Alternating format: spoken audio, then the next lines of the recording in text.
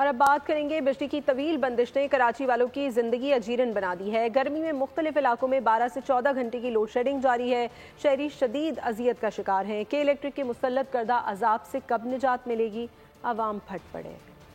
शदीद गर्मी में बिजली की बदतरीन लोड शेडिंग, कराची के अवाम दोहरी अजियत में मुब्तला। 12 से 14 घंटे बिजली की बंदिश मामूल बन गया। शहरियों का जीना दूभर हो गया। पानी की भी किल्लत पैदा हो गई। बच्चे और बुजुर्ग बेहाल। भारी भरकम बिलों की अदायगी के बावजूद बिजली फराहम नहीं की जा रही।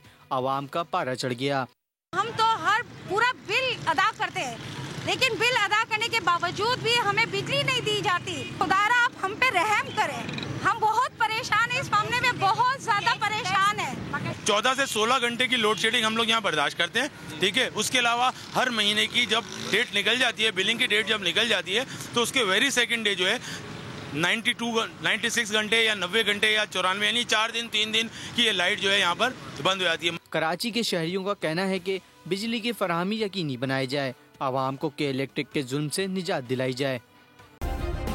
सब्सक्राइब करें और बेल दबाएं ताकि कोई खबर रह न जाए।